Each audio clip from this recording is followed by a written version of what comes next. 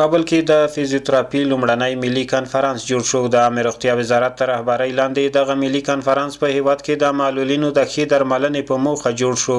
اولین کنفرانس فیزیوتراپی ملی بود که در افغانستان دایر شد و اجندایش هم تا فعلا بعضی از همکارای ما پرزنتیشن حدود 13 نفر پرزنتیشن آماده کردیم و که بعدا ارائه خواهد کردیم و از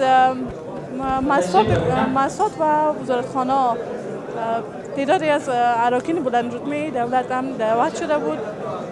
نو دا د فزیوتراپي د ارتقا لپاره د فزیوتراپي د پرمختګ لپاره دا یو ډېر مهم ګام ده او موږ امیدوار یو چې داسې ملي کنفرانسونه په آینده کې هم دایر شي. اولین کنفرانس فیزیوتراپیستا است که خیلی خرسند هستم از این کنفرانس و خواهش ما و آرزوی ما این است که در آینده ها بار این کنفرانس ها دایر شود.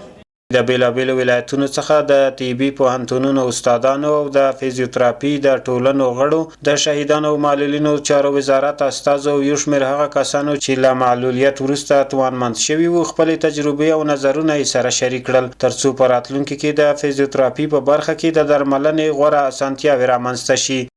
فیزیوتراپی یک مسلک جوان است فعلا در افغانستان و بسیار مهم است چون فیزیوتراپی ضرورتش فعلا در افغانستان بسیار زیاد بوده خصوصا بر خانم ها بسیار مؤثر واقع میشن. د فیزیوتراپی د پرمختګ لپاره ده او دغه ان شاء الله د عامه پوهاوي لپاره هم ډیر کومک کولای شي او بل د فزیوتراپیستانو سره په دې بخش کې کومک کولای شي چې د ته کاري زمینه پیدا کړي او خلک یې وپېژني چې فزیوتراپي څه شی ده او کومه موخه لري په افغانستان کې. یو شمېر روغتیایي کارکوونکو او ډاکټرانو دا ډول کنفرانسونه ارزښتناک یاد کړل. زیاته یې کړه چې د عامې روغتیا وزارت فزیوتراپی ته ځانګړې پاملرنه وکړي.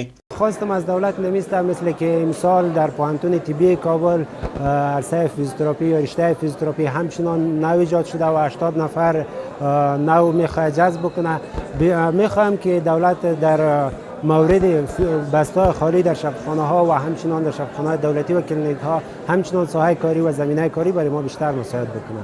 غونډه واس د فیزیوتراپی خلکو ته معرفي کړي چې فیزیوتراپی څنګه کولای شي بیا رغونې مریضانو سره څنګه کومک وکړي او فزیوتراپي یو نوی مسلک د په افغانستان کې غواړو چې دغه مسلک ارتقا وکړي.